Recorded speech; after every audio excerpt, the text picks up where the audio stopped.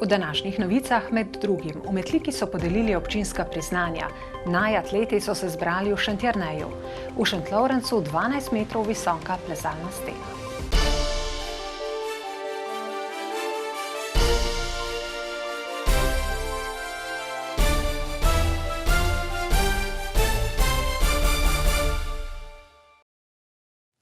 Lepo pozdravljeni. Včeraj je praznovala metliška občina. Na osrednji slovesnosti so se ozrli na opravljeno delo v minulem letu in podelili občinska priznanja.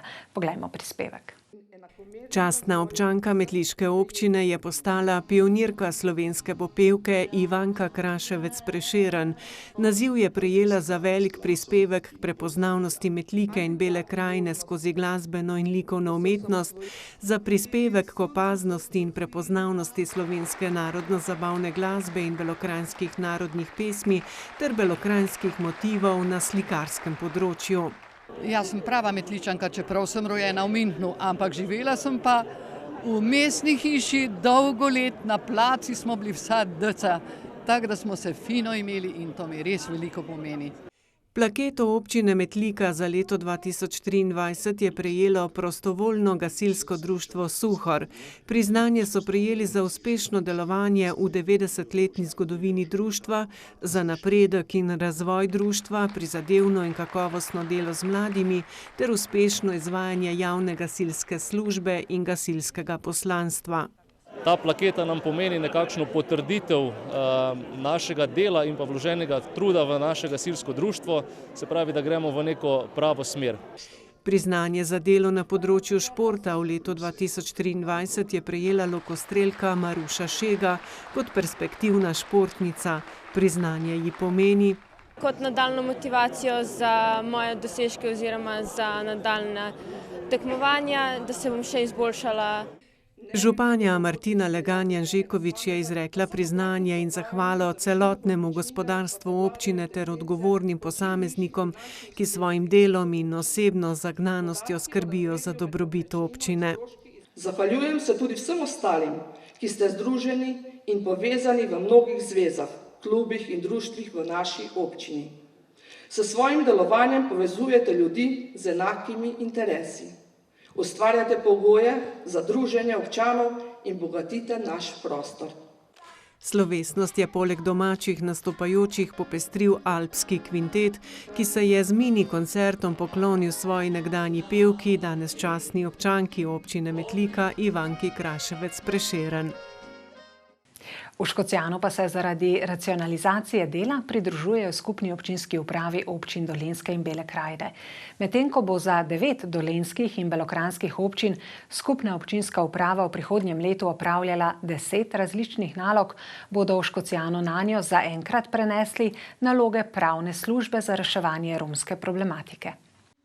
Te, kot je pojasnila vodja skupne občinske uprave, že nekaj let opravljajo za novomeško občino.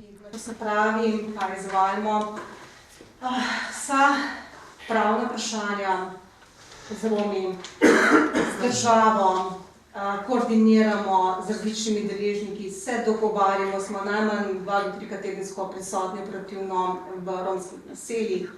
Ker gre za zahtevno in kompleksno problematiko, s katero se srečuje več dolenjskih in belokranjskih občin, v Škocjanu ocenjujejo, da je smiselno te naloge prenesti na skupno upravo.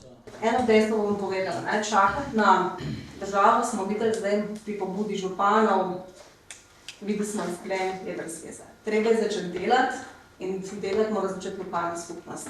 Občino upravičeno do 30% državnega sofinanciranja skupne občinske uprave bo opravljanje nalog pravne službe po oceni stalo okrog 6.000 evrov. Vse ostalo, kar se tiče te potrditve, sploh ne bom negiral, ampak kar se tiče pa romske problematike, pa zadevo, ne bo pilo voda. Tukaj, da bomo mi najdeli neke premike, kar se tega tiče romske problematike, bodite prepričani, da to bo zelo težko. Med argumenti v prid pridružitvi so bili v razpravi izpostavljeni predvsem nizki stroški in izkušnje s sorodnimi problemi. Najboljše ideje, pa najboljše rešitve bomo poskušali vzajemno peljati zadeve, da se bodo premaknile v svetlejšo smer, ne jutra, ampak pa jutrišnjem pa. Tako da to je en začetek, tudi konec koncev, ki mislim, da ni napačen. To je samo za potrebo.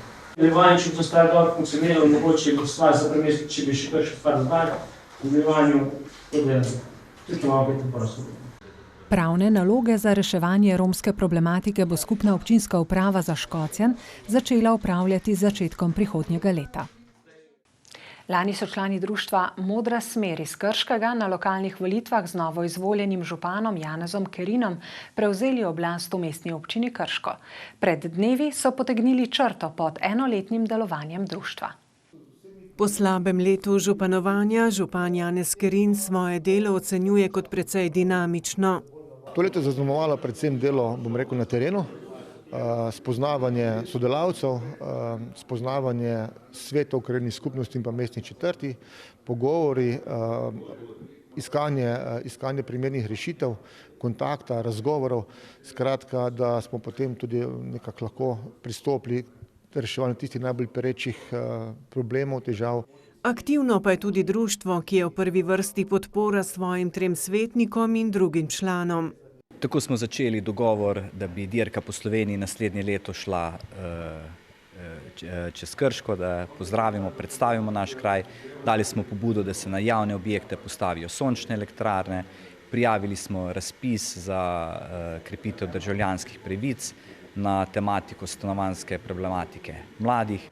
Čemur pa bodo veliko pozornosti posvečali tudi v prihodnje, pa tudi aktiviranje občanov, da sodelujejo, da dajo svoje ideje in ne samo, da dajo svoje ideje, ampak da tudi delajo. Tako da recimo mi vidimo veliko priložnost v participativnem proračunu, kjer so že letos naši člani podali predloge, kot društvo smo pomagali, nudili to podporo, te projekti so bili sprejeti, tako da to je ta del civilne iniciative. Župan Kerin pa upa, da bodo svetniki sprejeli osnutek proračunov za leti 2024 in 2025, saj so ravno s tem pogojeni načrti za prihodnje leto.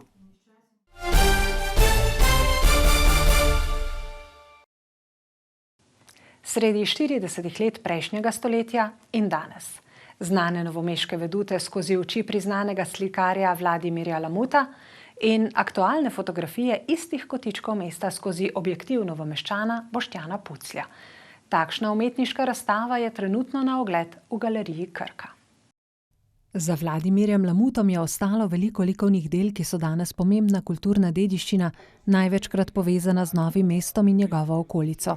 Sama ideja se pravzaprav porodila iz skrbi dediča, sina Vladimirja Lamuta, Branka Lamuta, potem, da se očetova dela čim več prikazujejo, da se popularizirajo in da se predstavljajo seveda javnosti. Novo mesto se je v teh približno 80 letih sicer precej spremenilo. Stavbe so kar dosti identične, kakšna se je mogoče malo nadzidala, pač malo popravila. Predvsem pa zelo nadležna, kako bi rekel, vegetacija. Vegetacija je na določenih mestih zelo prerasla te vedute in jih je danes kar težko opaziti, tudi mi, ki smo mogoče še malo starejši, mislim, ko smo od malih nog te vedute poznamo, vemo, kako izgledajo, ampak ko prideš pa točno to lokacijo, pogledati so pa kar zaraščeno. Dolenjska prestolnica je namreč Lamutu služila kot stalni navdih, ki se ga je redno posluževal in ga upodabljal. Sicer pa po mnenju obiskovalcev razstave živijo slike in fotografije v tem projektu v pravi simbiozi. Meni se, da je super ratalo. Na začetku sem se majčkeno ustrašil zaradi te močne vegetacije, kako bi se tu sploh razpoznalo. Potem sem pa gotovil, če mogoče naredim malo širši izrez, da postavim bolj to njegovo delo v prostor, se mi zdelo pa, da zelo dobro pač se razpozna pa tudi vid pač današnjo podobo pa preteklo. Odlična razstava slik Vladimirja Lamuta in fotografij Boštjana Puclja bo v galeriji Krka na ogled do 8. decembra.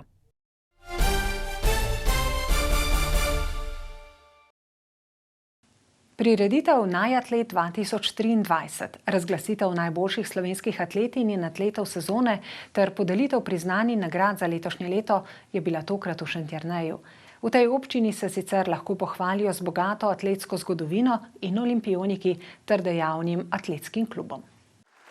Najboljša atleta leta v anketi Atletske zveze Slovenije sta svetovni podprvak metodistka Kristjan Čeh ter srebrna na dvoranskem evropskem prvenstvu v skoku s palico in četrta na svetovnem prvenstvu Tina Šutej. Ta je nasmejala občinstvo z odgovorom na vprašanje, koliko bo znašal državni rekord v skoku s palico v dvorani in na prostem ob koncu leta 2024. Ja, upam, da 5 metrov. Čeh je zmagal še na evropskih igrah in bil drugi v končni razvrstitvi diamantne lige. Na svetovnem prvenstvu mu je sicer zmaga ušla. Pa rečem, da sem edini metalec diska, ki je vrgel 2x17 na svetovnem prvenstvu. Najboljši klub je atletsko društvo Mas Ljubljana, trener pa Milan Kranjc, ki vadi Šutejevo. Na odru smo videli tudi nekaj športnikov, trenerjev in funkcionarjev iz naše regije. Bronasta plaketa je šla v roke nekdanjemu šprinterju atletskega kluba Krka. Predvsem za dolgo delo v atletiki, se pravi od tekmovanca do potem vodje tekmovanja in ostalih funkcij, ki jih upravljamo v klubu, se pravi v upravnem odboru, tako da za razvoj domačih atletov. Kar 2 priznanj se je razveselil Milan Šimunič, nekdanji dolgoletni rekorder v troskoku, danes predsednik in trener v športnem društvu v Dolenjskih Toplicah. Najprej sem dobil zlato značko trenerja, ki ga dobi, če delaš več kot 30 let v atletiki. Jaz delam že približno 55 let. Tega sem dobil pa evropsko priznanje, to pa dobi Evropska federacija deli. Predlagali so me že pred leti. Jakob Urbanč iz atletskega kluba Brežice je najboljši starejši mladinec v tem letu. Bilo pa kar veliko truda, odrekanja, tako da je kar lepo, ko imaš to priznanje v roki.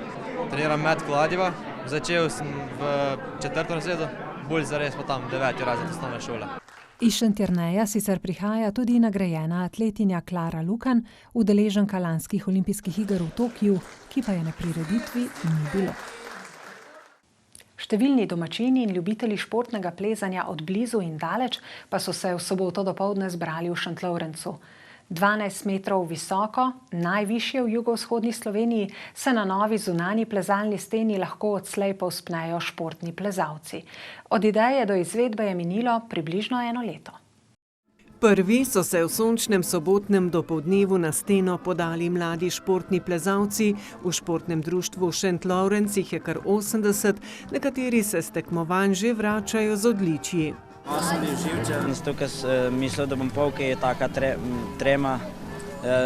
Drugače sem pa že večkrat splezal to smer, tako da sem bil pol tudi suveren, da bom splezal do tja. Bomo zdaj na tekmah napredovali in bomo boljši, pa večje rezultate bomo dosegali. Jaz kar ne morem verjeti, no res tak velik projekt, da nam je ratal v tako majhnem kraju, res neprecenljivo. 12 metrov visoka in 10 metrov široka zunanja plezalna stena je stala 187 000 evrov, 44 tisočakov je prispevala Fundacija za šport. Takšen športni objekt, ki je izven nekih urbanih središč, je toliko bolj pomemben, ker omogoča, bom rekel, razvoj nekih novih športnih panog, predvsem pa seveda zadrži tudi mlade v tem okolju. Pobudnik izgradnje plezalne stene je bilo športno društvo Šentlovrenc. Prijatelji, ta pravi zagnani, ki so dali vse od sebe v prostem času. Športno društvo je aktivno sodelovalo vse, kar je bilo treba fizično, če je bilo treba kamit, pa podpisi, vse. In pol se da to realizirati v takem času, če skup držimo. Občina, lokalna skupnost mora podpirati športno udejstvovanje mladih.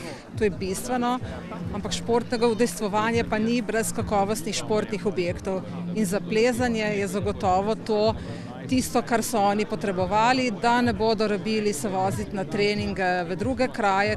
Nižjo plezalno steno v kulturnem domu, ki so jo izgradili leta 2006, so tako nadgradili še zunanjo, ki bo namenjena vsem generacijam športnih plezalcev. Vsak dan lahko premagujemo izzive in osvojimo nove višine. Upajmo si splezati na vrh. Hvala za vašo pozornost in bodite lepo.